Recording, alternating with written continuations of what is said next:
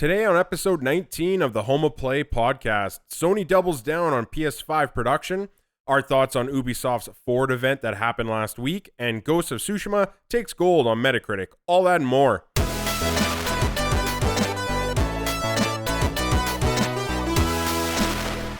What's happening, everybody? Welcome back to episode 19 of the Home of Play podcast, where two best friends join forces to give you all the latest in PlayStation rumors, news, and reviews. And that's because we're PlayStation fans. I'm your host, Steve, and with me I'm joined by the king of platinum trophies himself, Christopher. Hello, hello. If you like this and would like to support the Home of Play podcast, please help make others aware through the power of word of mouth. Every month we are growing, and it's all because of you lovely gamers helping to spread the cause. If you could also subscribe on your podcast service of choice and rate us 5 stars on iTunes or any other podcast service that allows it, that would be extremely appreciated. If you have a burning comment, question, or complaint, we want to hear from you. Please send either of those to our email address of homeofplaypodcast@gmail.com, and we can read your questions on the show or alone while me and Chris argue about our impressions of The Last of Us 2. Argue is such a strong word. It's a very strong word. On today's episode, we have 8 news articles to discuss, but before all that, let's go with what we always go with, which is what have you been up to, Chris, this last week? Not too much this week. This week I was like a full week at work, so a little bit slower. On the weekend, I did wrap up. I got the platinum for Control. I'd said on the last podcast that I was probably going to be finished like as soon as you left that day, which I was. And then after that, it was not a lot this week. It was definitely slower, a lot more just watching TV in general. But I did jump back on Far Cry 5. And I finished the story on that, so that was interesting. I did get spoiled on the story because of the standalone game that came out after that one, I guess. New Dawn or whatever. Yeah, so I kind of got spoiled on what the storyline was going to be, or how it was going to end, per se. But anyways, yeah, so it was pretty good. Finished that up, and that's pretty much it. I guess the only last thing was, like, for 30 minutes last night, I got to play Ghost of Tsushima, so I'm liking it so far. Yeah, in your very brief... In my brief impression of it was a very smooth game. Looks really good. I like the combat initially, so hopefully it continues to be good. And we'll go from there. Okay. How about you? What did I do this week other than cry? I definitely played... Okay, so the big one is that I finished The Last of Us Part 2 finally. Hey. We had tons of fun with that. So I got that out of the way. I was happy. As soon as I finished that, I was able to go back and start playing Dishonored 2 again. I beat a few more levels of that one. Yeah, you were looking forward to getting back to that one. So that was nice. I still don't know if I like it. I don't know if it's the game's fault or if it's just like a time thing. But I don't have the same strong feelings I have for the second as I did the first. And again, I just don't know if it was a at the time kind of feeling, but it's still great. Like, don't get me wrong, I definitely still like it, all that stuff. I think that actually was it. I don't think I played anything else, but then obviously today I moved some stuff around in my day and I made time to get 3 hours of Tsushima in, and it's a little early to get my impressions. I'm hearing a lot of people online talk about how you need almost 5 hours before it really starts revving up and, you get your groove, which makes sense to me. It's any open world. I can't honestly think of too many open world games where I had my bearings already by the first 3 hours and knew what I was doing and all that stuff. So I don't really have a good impressions. I am enjoying it though. Like I do want to say I'm not like some people talked about their first 5 hours. They didn't like it.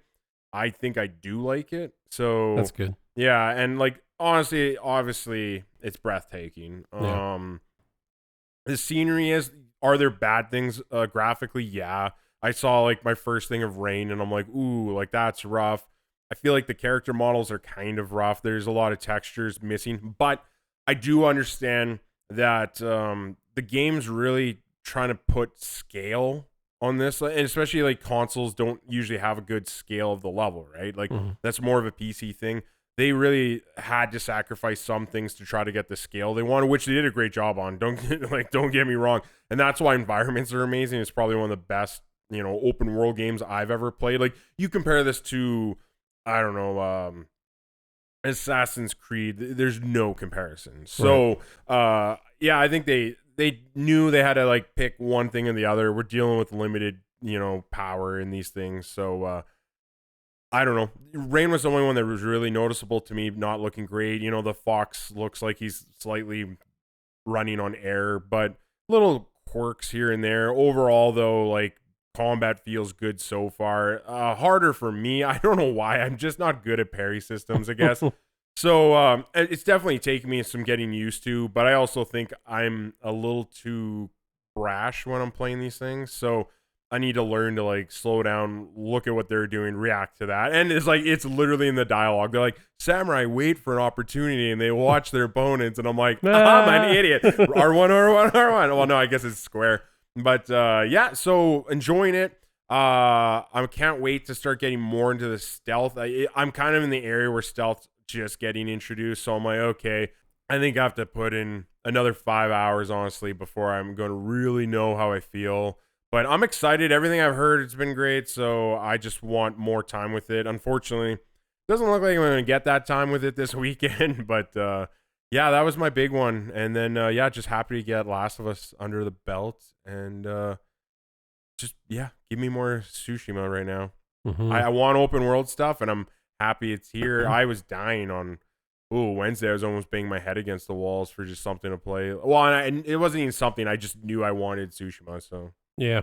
We'll probably do a quick talk about Last of Us 2 at some point. Not this week, but maybe next week we'll do a brief talk. I mean, we've pretty much said what we want to say about it, but we can give our overall rating and would we recommend to a fellow person. So. Okay, so last week we did an article about the PlayStation patent suggesting backwards compatibility. Everyone else we looked at also did this story. Yeah. And nobody is updated that it potentially could be a trolling from Reddit, which, surprise, surprise, Reddit. Yeah. So I just want to update everyone. It's not 100%. I'm only seeing a few sites even talking about this, but I did find one that their theory is that the patent itself was actually an old one from 2012, and because this guy claimed he translated it from the Japanese patent site, no one really was questioning it because, not a lot of people in the media apparently are fluent Japanese. So basically it looks like we could have just got an old patent. This guy was trolling everybody and that it could all be false. Honestly, that could all be true, but I do kind of think we're going to hear something. And honestly, if it did happen, I do believe what I said before, that if it happens, you're going to get it on PlayStation Now. Yeah, and I mean, it could be also just maybe, I don't know how patents work and everything, but maybe they're just modifying the patent to include PS5 or something like that down the road, or? Yeah, exactly. So, yeah, we're sorry about that. I mean, feel free to look it up yourself. If, again, there's a lot of sites not updating the fact that this could be fake, that they didn't really get any of this from a, valuable or reputable source. So yeah, take it with a grain of salt, but some of the comments we got on that were this one comes from why I can't even read this one. Arsenic Steel, basically saying Sony's patent suggests PlayStation Now will add PS5 support, and the patent is from 2012. PS Now is not backwards compatible. You people are ignorant. I really enjoyed that one. And my first reaction was, what do you mean, you people? Yeah. I'm like, what? Well, and then I guess the whole industry is too, because everybody else was reporting and the same that was thing. Honestly my reply is like, look, everyone's entitled to their own opinion. You don't have to like me. You don't have to like Chris. You kind of have to like me, just not Chris. And but, wait, what? But basically, yeah, no one else apologized. I just want to be mad enough to be like, hey, this might not have been real. Give you guys the facts. And going from there.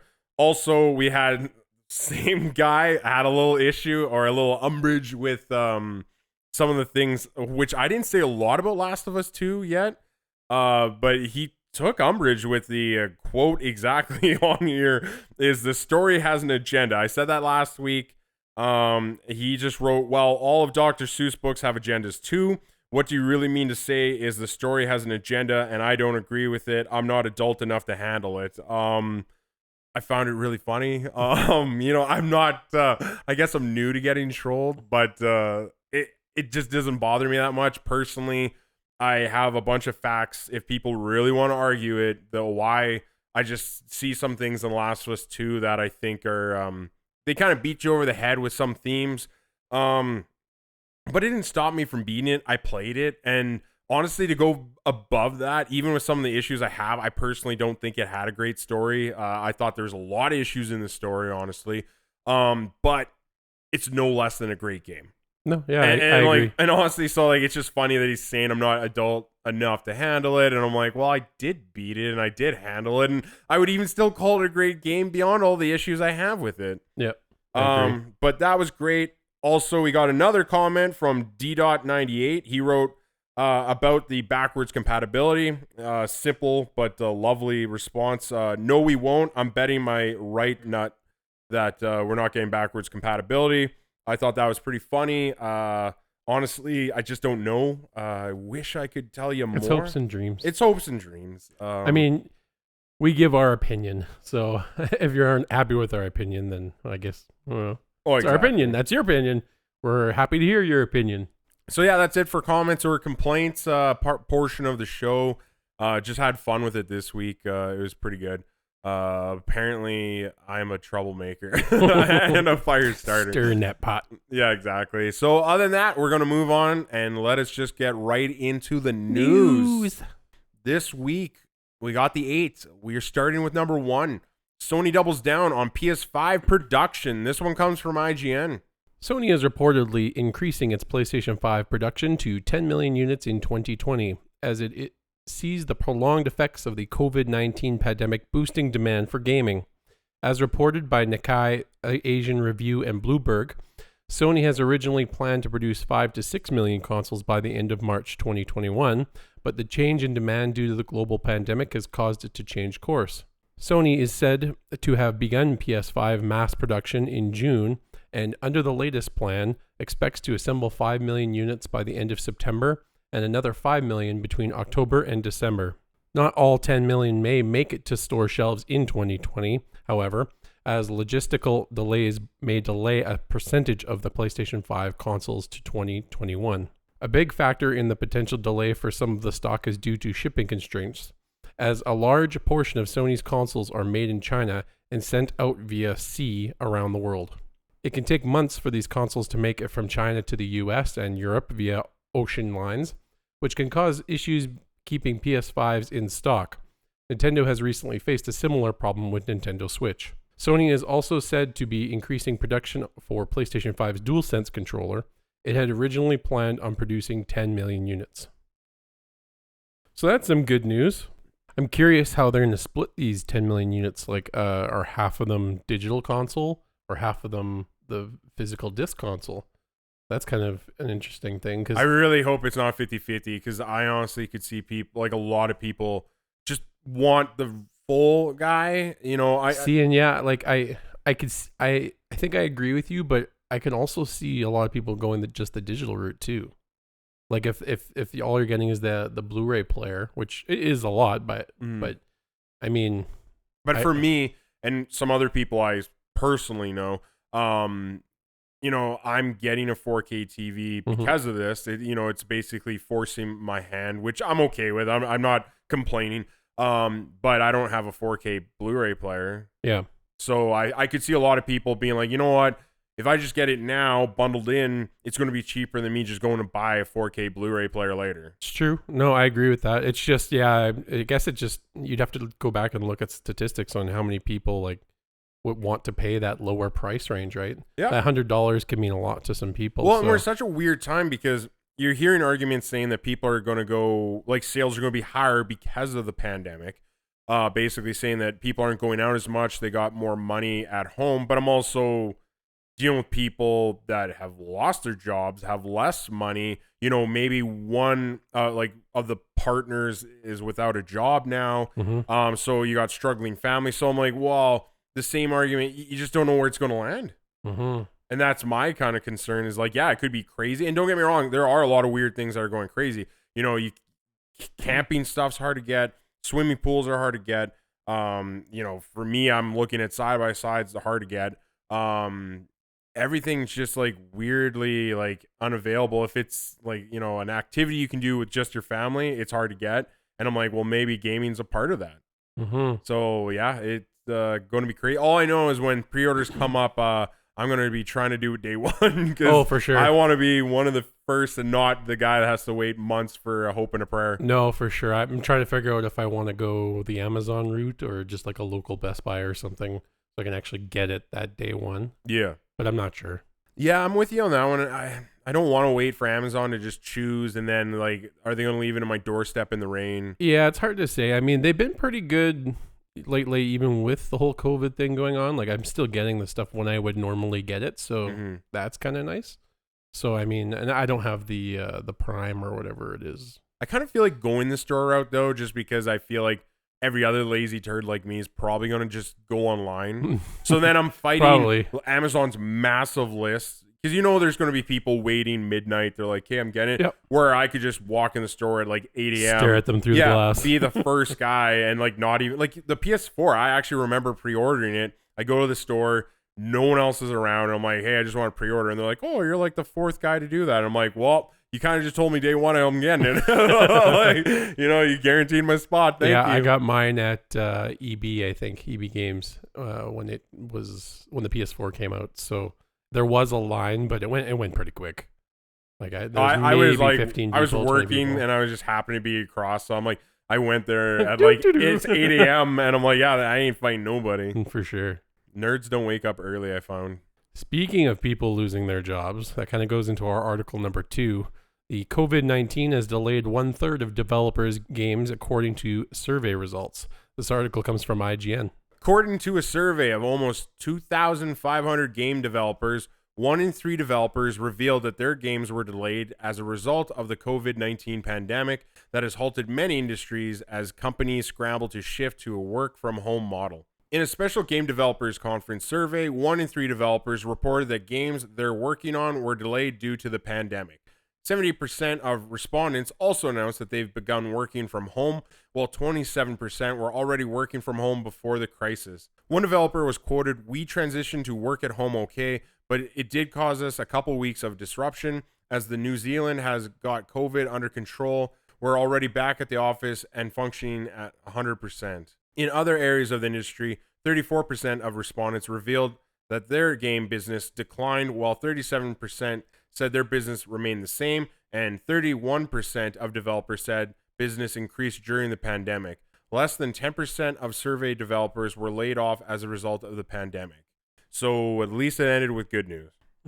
Yeah, it's unfortunate that, it's going to be delays and, and that's costly. Yeah. Like that's a big thing for, like, I think we were talking about like indie developers, like there's not a lot of spare money most of the time. Some people, they go through massive debt just to try to get their first game out. Yeah. Well, and I imagine from a developer perspective I would hope that you're pretty excited to work on the game that you're working on. So just to have this throw so many wrenches into the cogs that run your business, like it's got to be just disheartening, like altogether. Like it just sucks. Yeah, unfortunately, it's just another thing that COVID has affected for everybody, and I don't know, we can just hope it disappears sooner, and hopefully things will get back together. Yeah, I mean, there's always going to be game development. Yeah, I think that's basically everything you can really say about it. It's just unfortunate, but it's the way it is, and that's the way the world is, and hopefully there's just a brighter tomorrow. Yeah, take the time you need to be healthy and... Yeah, I'd rather these games get delayed. Like, again, it's unfortunate the cost that these places are going to accumulate having the delays. For sure. But, better safe than sorry, and we can wait, as gamers for these properties. Going on to Article 3. This one's Ghost of Tsushima hits Metacritic Gold. As of Ghost of Tsushima's release, waves of positive reviews are coming in from critics around the world. As of the time we are recording, Ghost of Tsushima has a tear-watering 84 on Metacritic. Though in a few days, I'm sure the consumer scores will come back and burn those praises down. before those fires spread, I think we can all breathe a sigh of relief that another highly anticipated Sony exclusive has matched most people's expectations. I also saw too that looks like I think it's Metacritic is doing something new with their reviews. They're forcing consumers, or they're putting like a delay on consumer reviews. I think for what was it, 36 hours? Yeah, I think it's like 2 days or something. Yeah, something like that, so that people would, in theory, actually play the game for a little bit of time, put a little effort into it before they start review bombing it, because Xbox people don't like when Sony's succeeding and vice versa. So, I mean, it's definitely a step in the right direction, but I mean, there's definitely more work. Honestly, it's just like Last of Us is like the only one where it gets interesting for me, because typically, I can go to Metacritic, look at the critic scores, and I'm just trained to ignore the consumer ones. I mean, that's unfortunate, but like you said, everything gets bombed. One person has one bad experience, and suddenly it's a 1 out of 5, or it's the complete opposite. That person's just ridiculous diehard, and it's like it's a 5, even though the game's clearly not a 5. Like, I don't know why, but it just seems like consumer people cannot separate reality. Well, and consumers are, I'll give them credit. They're smart enough where it's like, when I go in there, it's like I ignore all the 1s and 10s, but you know they can get together on Reddit and easily is like, okay, well, we know they're going to ignore 1s, so let's all put 2s and 8s. So it's like we know they're smart enough to do that sort of thing. So like you said, I tend to just ignore the consumer reviews unless I'm like legit wanting to buy this product and not do any research. It was just like, to my point, like The Last of Us Part 2. That was the only one where I'm like, okay, I shouldn't actually look. Like, I shouldn't look at either, I guess is my point. Because, like, the consumer one was a mess. But I honestly, personally, I thought the critic one was a mess, too. It was just over bloating, like, smoke up the I'm like, don't get me wrong, it's all opinions. But, like, in my... Well, and the restrictions they put on it, too. Yeah, I just didn't feel like the game should have been that high, personally. Like, I thought there's some obvious messes in some of the stuff. So... that was the only time where I couldn't trust the critics again, but I'd honestly just say never look at the consumer. But yeah, like you said earlier on, our first impressions of Ghost of Tsushima is seeming to reflect these ratings that it's getting. Yeah, like I said, I haven't played very much, but my initial impression is I'm liking it. So yeah, so I'm excited to definitely jump back into it. So. It's just crazy to think that like.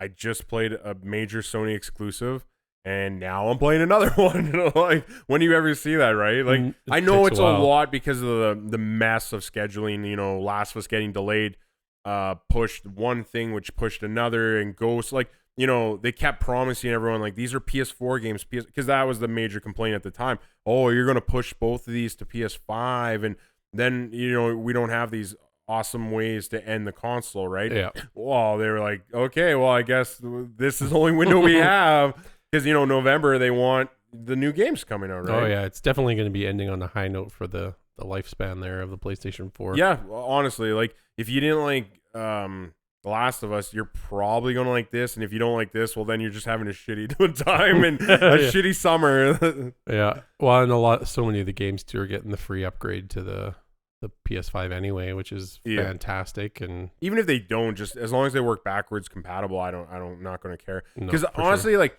as much as I'm enjoying Tsushima in the first 3 hours, I keep thinking, just because I've heard other people talk, I'm like, oh, I can't wait till I get my TV with HDR, because apparently everyone's just saying this game's stupid in HDR. No, it looks gorgeous, definitely. Okay, going on to Article 4, Marvel's Avengers beta dates have been revealed. This one comes from IGN. Since its full unveiling back at E3 2019, Crystal Dynamics has promised a beta for the upcoming Marvel's Avengers, and now finally, we know when that beta will take place. As part of IGN's continuing IGN first coverage of Marvel's Avenger, that's a mouthful, we can confirm that the beta dates for Marvel's Avengers, and that by we, I mean them. August 7th, PlayStation pre-order beta access begins. August 14th, Xbox and PC pre-order beta access begins. PlayStation open beta also begins on August 14th. August 21st, open beta across all platforms begins. Crystal Dynamics will be hosting a second War Table presentation on July 29th at 10 a.m. PT to detail what players can expect out of the beta.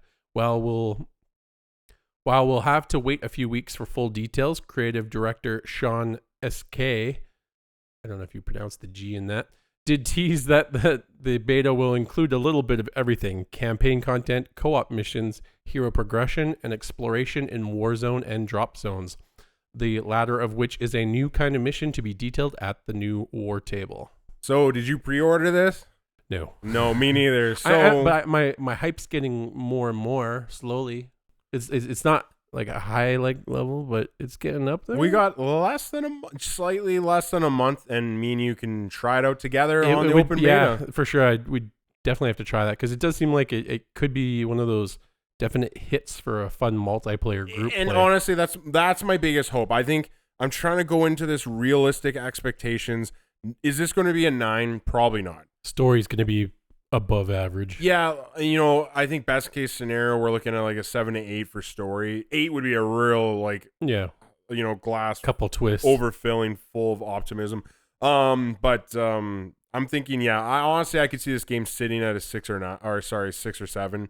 So it does have room for improvement too, because it is one of those games that I think is going to be like, I don't want to say Anthem, but Destiny, where it's progressively adding honestly, more in this and getting day better. and time, if you come out and drop another deuce called Anthem, like I would have to shake my head. Like, Destiny cleared the way for a lot of these people in terms of like releasing something that wasn't quite ready, but they worked on it and they fixed it, and people generally got happy at the end. And then Destiny 2 happened, and somehow they did the same goddamn mistakes. And pissed everyone off again. They had two separate teams. There's the group that designed the game, and then there was another group of people who updated and maintained the game. So once that first group finished making the game, I don't know, they might have done the expansions or not, but they went on to work on Destiny 2. Meanwhile, the second group of maintainers ended up improving Destiny massively. And then you got That's how Division had the same problem, came out. A lot of people thought it was just empty and just kind of weak. Again, Ubisoft, they like playing with their things until they fix your toys, and that was their first attempt, kind of at a looter shooter. And then I'm sure I'm forgetting another one. I thought there was another one in between there, but then Anthem came out, and same thing. I'm like, how do you guys Again, Destiny did a lot of work for you. They kind of showed you what you needed to do to make people happy, and then you release these things with no content, glitched out of your mind. Especially Anthem. Anthem's a personal pain because I think there was something there. I played way more than I should have in that game for how bad it was, for how little. I just kept. I remember playing the last mission because it's all you could freaking do, and just hope for gear to drop. And they intentionally made gear drop so low. And just kind of boring. There was no unique weapons when it first came out. But even if you wanted the legendary, it's not. If you'd have to run, for me, I would have to run that last mission 4 or 5 times just to get one drop. And in this game where there's little slots, and that's what you're hoping to drop too, it would take forever to get a real high. And they knew that. They knew they had no content, so they intentionally kept the drop rates as low as possible so you wouldn't leave. But guess what? That pisses people off too, and then they do leave. Well, I remember there was I can't remember what gun it was. Maybe people will remember. It was a flamethrower or something, and it rolled a random modifier of negative damage, or something. Yeah. It was something weird like that, where it was its fire damage had a boost of negative. Yeah, they had some weird stat problems on that one too, and there's just so many problems, and then I don't know, the fact it brings up the fact that they're still claiming they're going to re-release it. I don't know how. I don't know how either. I guess I'm getting a little off point, but I just gotta hope that it's going to be better than that. Yeah, and that they've listened. Crystal Dynamics hasn't released anything in my opinion, that was terrible. But again, same thing. They've never released a games of service, and I'm kind of in that field right now where I'm not overly positive when I hear the term games of a service. Yeah. I agree. So, we're just going to have to wait and see. I'm looking forward to hearing more from the war table. I'm also looking forward to the open beta for the PlayStation. I'm happy I only have to wait till mid-August. Yeah, we'll definitely sign up for that. Yeah. So you'll hear more about that, I'm sure, on the show. But now we will go into article number 5. Red Dead meets clowns? This article's from IGN. Red Dead Online players are dressing up as clowns and organizing in-game protests against the lack of major updates from Rockstar, with a large cross-platform event scheduled for the 20th of July. As first spotted by PC Games and the Red Dead Online community has been banding together to populate servers in digital clown cosplay. Wow, that was a mouthful too. The lighthearted events are being organized to draw attention to the fact that it's been 7 months since Red Dead Online received a major content update. Holy crap, I didn't realize. Pretty massive. That is a long time. That game mustn't be making money. Well, the problem is, like, is it not making money, or is it when you compare it to its sister, it's just underwhelming to them? Probably. You know, again, Grand Theft Auto 5 has been in the top 10 for how many years? 7 years? You're probably right. So I honestly, but it shouldn't be. Like, there's no way this game isn't making any money. It's so damn good. Like, maybe it doesn't keep people around as much as like Grand Theft Auto 5 Online, but it's just very unfortunate to hear that. The trend seems to stem from the Red Dead fashion community, which has been hosting monthly fashion contests. July's theme is the traveling circus, which ran with the mantra, "Since we're all clowns for believing we'll get an update, it's fitting that we dress up as them in-game too." From there, the community began filling servers with clowns and documenting their antics. In an interview with Polygon, Magnar, a Pokemon apparently, an admin for the Red Dead Online Discord group, explained that rather than let it turn negative or nasty, which in-game community things often can, I thought I'd turn our protest into something a bit more fun or even wholesome in a way. The Red Dead Online community plans to hold a major cross-platform clown event next Monday, July 20th. That's 7 months. That's crazy. That is crazy. For like a major title. It's a major title. I mean, an online one. And like, that's the thing to me. It's like, okay, maybe this is wrong. You can argue with me. But like, if you're charging in-game currency, like real-time money for in-game currency, like, you should be adding more stuff. Content should be new, fresh, constantly being rotated.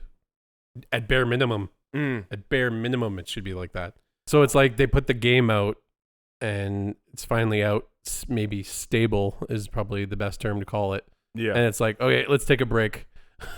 let's take a break, take a breather. And we were just talking about Anthem, and now this screams Anthem to me. Yeah, I mean, obviously this is much better shape than Anthem is. I mean that way, just like Anthem had the same problem in terms of like updates. Like, you know, developers would backtrack, then just go really quiet, and like there was a lot of aggression towards them, so I could see that being partly the problem. Yeah. Hopefully, and like, at least they're doing it the positive way. Oh, like, for sure. This is really cool. I hadn't heard about this. No, I laughed my little teats off when I was reading this. Yeah, one. no, that's a good way to do it. And that guy's definitely right, where people start banding together and getting aggressive and angry, and you just don't get any progress doing that type of thing. Well, just even his quote, like, "We're all clowns for believing." I'm like, oh yeah, I had a hard time not laughing. That's like, sounds like something we would say. Yeah, for sure. For believing it would happen. I say good luck to those people. For sure. I mean, please update that game. Give them something. Like, they want to give you money. Clearly, they're all dressing up as freaking clowns here.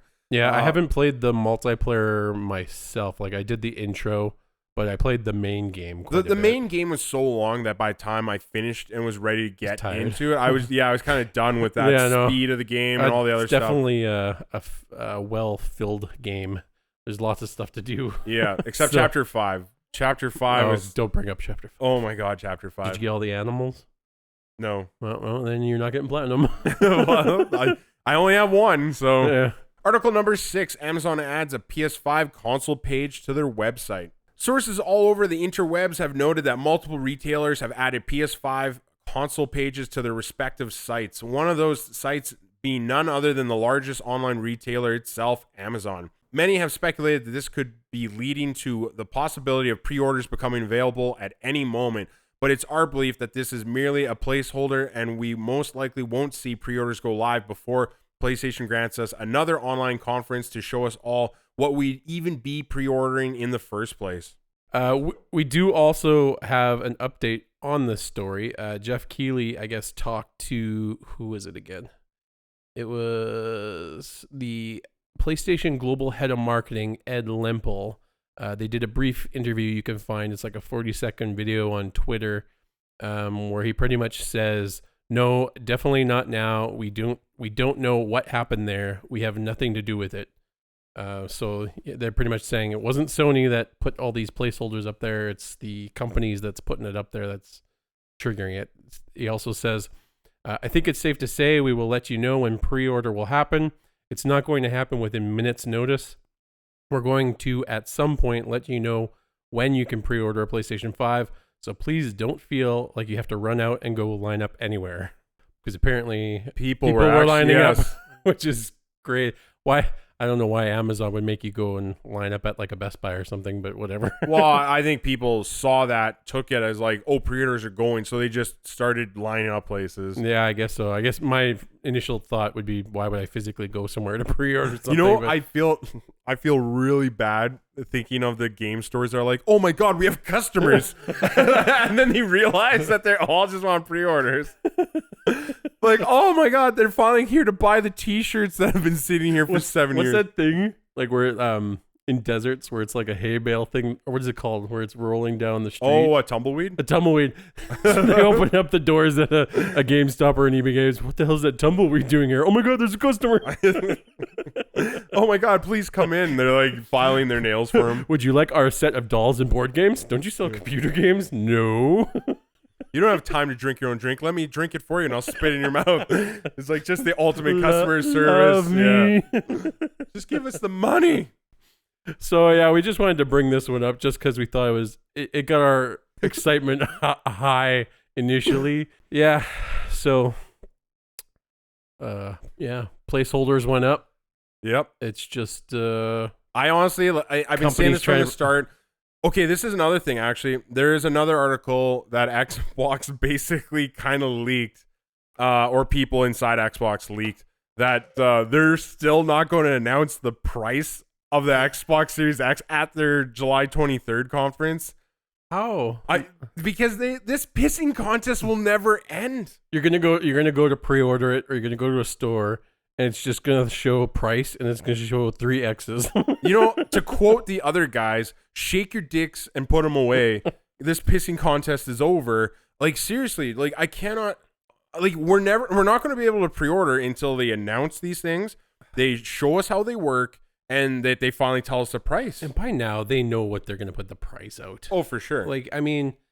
Unless they Xbox know because says, they're manufacturing them right now, which means they know the cost because they see the numbers. Unless Microsoft or Sony is like, we're releasing these consoles for $100. That would be the only thing that would cause major change. Well, but that's the thing. Like, I think Sony's more scared than anyone because Microsoft's one of those companies that can afford to take a loss again. But it feels like we say this every year, but it doesn't pan out for them. Well, I mean, yeah. Last time it was just poor sales job, right? Yeah. Like, you know, they pitched a really bad idea. Entertainment unit, not a well, and then the backtracking too. So even if you like had any kind of faith, they took little bites out of it slowly by basically being like, okay, we're not going to release this without the Kinect, and then it's like next week, okay, Kinect's a bad idea, we're taking it out, but we're not going back on this other thing, and then they go back on that, and it's just like, okay, man, like, you don't have a picture of this console. It didn't generate faith. Like, who wanted to buy into that? And at the time, you know, they're pretty equal. Like, after the Kinect, they were equal in price.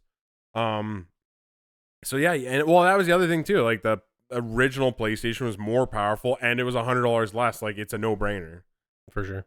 So just going forward, I would just say, don't go line up at stores.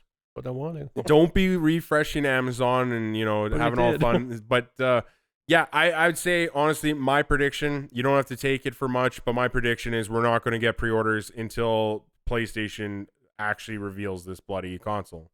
Not just a picture or a little nice spinny graphic, but like full details. They'll tell you the price.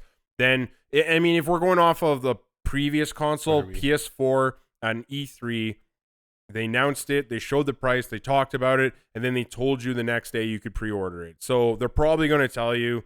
Pretty good chance. Anyway, we're moving on. I want to make my prediction. I'm going to say in 6 weeks. Feels like a ways, but... I'm going to guess, yeah, probably... I'm going to say... early to mid-August is what my guess. Yeah, I'm going to say mid to late August. Okay. I think early Just August. throwing that out randomly. But moving on. Article number 7. Ubisoft rebooting previous announced pirate game Skull and Bones. This article comes from IGN. A report suggests that Ubisoft is rebooting its pirate IP Skull and Bones, which will now follow a live game model. That's what you want to hear. With ongoing storytelling inspired by Fortnite. What? Development sources told VGC that the game had been struggling to carve itself a unique position among Ubisoft's existing portfolio of open world games, leading the team to apparently reboot Skull and Bones last year, shifting away from the premium box model used by most of Ubisoft's AAA franchises like Assassin's Creed and The Division. According to the report, the rebooted Skull and Bones will feature a persistent game world with quests, characters, and storylines that will drastically evolve and change over time based on the collective actions of the community. The team behind Skull and Bones, which is also now reportedly being led by 13 writer and director Elizabeth Pellin, have been heavily inspired by Fortnite's success with live storytelling.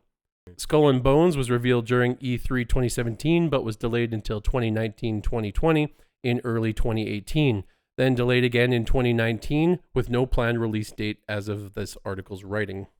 So it's not a big article. I don't think there's much to talk to. I personally don't have a lot of interest in this. And now, like you kind of said while reading it, now that they're basically saying games of a service, you're always cautious around those. Like, I mean, some of them work. I think there's probably just as many that work that don't work. So, like, there's already a Sea of Thieves, and I don't even want to play that. So, yeah. Yeah, I mean, yeah, Sea of Thieves is pretty good for what it is anyway. You know what, to be positive, because I'm rarely positive, I'm happy for the development team who's making this, that their game's just not destroyed and turned into vaporware. Oh, for sure. So, like, I'm happy for them. Like, they'll still get to release a game. No, for sure. It's happy to hear that for them. You don't want it to be like kind of like an Anthem where it's going to just fade into history of never really seeing the true light of day. Well, exactly. it didn't reach its full potential, and that's depressing. Going on to our last article, Article 8, Ubisoft Ford and our thoughts. Ubisoft had its first Ford event this past weekend, and Chris and myself couldn't be happier. In a brief but pleasant showing, we got to see 3 major titles get firm release dates, or so we pray, and some deep dives into our most anticipated games coming this year. The games being Far Cry 6, Assassin's Creed Valhalla, Watch Dogs Legions, Hyperscape, Brawlhalla, Just Dance, The Crew 2, Trials, and Ghost Recon Breakpoint. The last ones, the latter being update trailers. But, you know, we're going to focus more on the big boys, which is definitely Far Cry 6 trailer.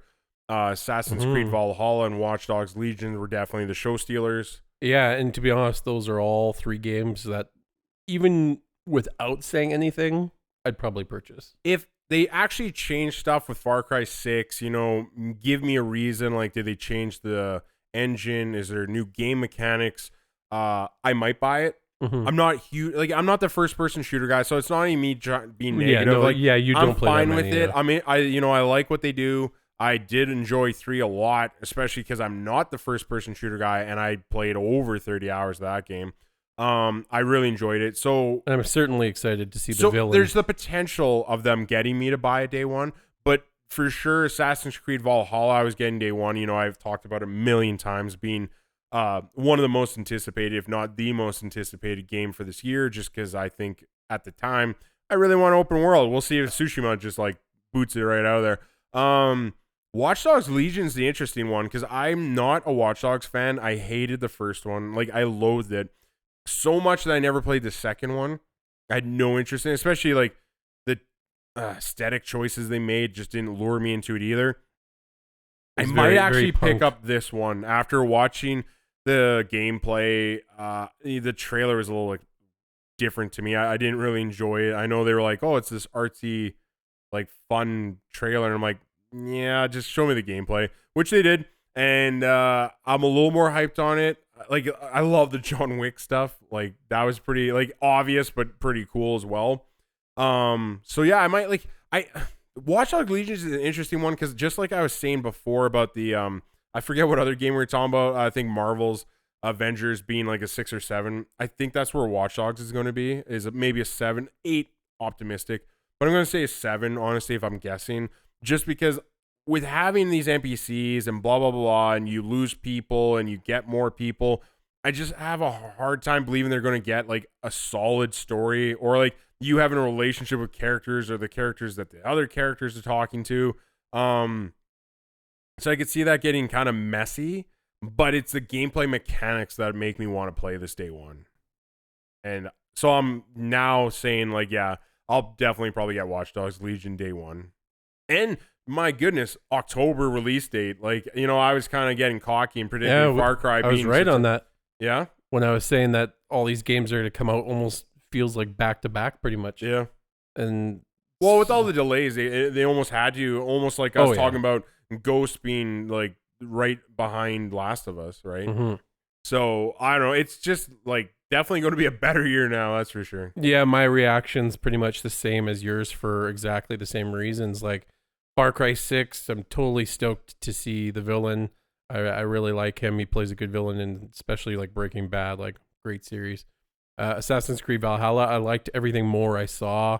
I love the one thing that stood out in my head just thinking on it right now was there's going to be like what looks like a legit fire mechanic. Yes. Where it's like I can actually throw a torch on a building and watch it burn down to the ground, which that's not really in any of the other ones. I don't think you can even light fields on fire in the other ones. There's always like, I think a little bit, but no, I don't think whole This fields. one, like you could burn a whole village, which I thought looked really cool. Yes. And then Watch Dogs, I mean, looking up more of it, it looks like I think I read that you can have a max of 30 people on your crew. Yeah. So, I mean, yeah, I guess you have the ability to recruit anybody, but yeah, I agree with you 100% where it says like the story. Are you going to be able to bond with these characters?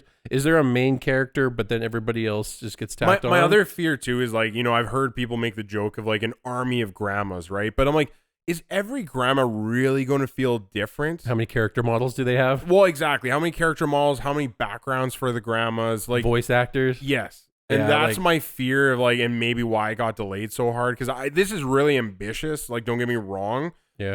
Like really, really up there. So like, I hope it can land. But yeah, my fear is if you do stuff like that, you're going to actually potentially ruin the game for yourself by like seeing the cracks. I wonder if there is like a main character and you're just kind of like hiring all these other NPCs to do missions for you, but any of like the story interaction is maybe with you.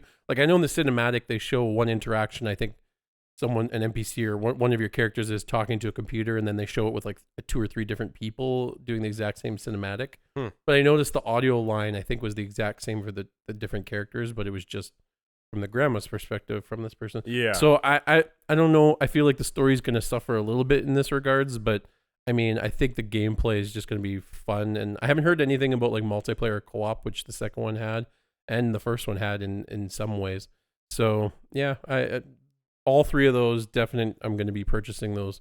Yeah. So that's your reveal. If I had to grade this, honestly, it's probably I don't know why, but for me, it clicked. It's my favorite conference so far this year. It's more of the games you wanted to see, too. Yes. So, yeah, if I had to grade it, it's probably at least a... I'm giving it a B+.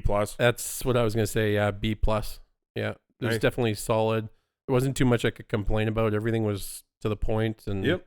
Yeah, it was very good. And like, you know, it gave real gameplay, and going further than that, you know, mechanics, changes, things we wanted to actually see, which is what I was excited by. Okay, so that's it for all of our news, and like we usually do, we're ending with homework. So we got a few things for you here to look up on your own time if you want, and just things we thought were interesting but just couldn't really make the cut for the show. So we're starting with Destiny 2. Beyond Light has been delayed till November 2020. If you're interested in that, hit up IGN. They have more information for you there. Tom Clancy's Ghost Recon Breakpoint free weekend. Go to IGN. No Man's Sky Desolation horror-themed free update revealed. More on that, IGN. Don't expect the Xbox Series X price or release date during the next week's stream. The article was from Destructoid. So yeah, that one's the one I was referring to before where, this pissing contest will never end. They're all holding it. That. They're all holding it. On top of that, there was a weird, awkward Jeff Keighley's DualShock 5 or DualSense, controller now. PS5, you mean? Well, it was the DualSense is what they call the controller, right? Okay. And they had this weird comparison, and he was kind of showing it and a little bit of Astro Bot, whatever game, kind of highlighting the features of the controller. If you want to see more of that, I thought it was a little weird. Cool to see it, I guess, side to side to a PS4, a DualShock 4, or whatever the hell shock we're on now. And then on top of that, we're just going to end off with The Last of Us 2 had the biggest first month of any 2020 game in the US. So good on them, because they were up against some pretty big ones. I honestly thought nothing was going to beat Animal Crossing, but I guess it was more of a slow burn, but the numbers are real high with that slow burn, where Last of Us, I think everyone was just in day one, right? Yeah, no, for sure. So yeah, that's all your homework. That's it from us for this week. We will see you next week, and thanks for joining us, all the fun stuff, and we are signing off. Have a good one, guys. Bye. Speaking of people losing their jobs, that kind of goes into our article number 2. The COVID-19 has delayed 1/3 of developers' games, according to survey results. This article comes from IGN. Other people lost their Steve Jobs doll too. Crystal Dynamics will be hosting a second War Table presentation on July 29th at 10 a.m. PT to detail what players can... That's how you chuckle. I was like, is it not AUST? Is it not AUST time? Oh, jeez. From there, the community began filling... I'm just not Take able to... Do I have a stroke? Like, am I having a stroke? Take a breath. I read good. Read words well.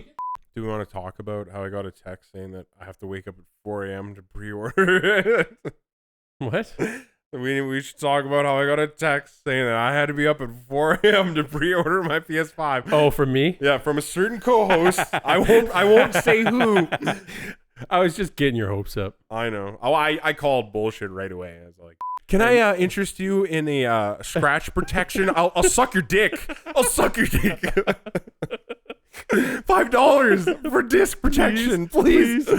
And then the customer, he pulls out, I got my EB card. Do I get a discount on that?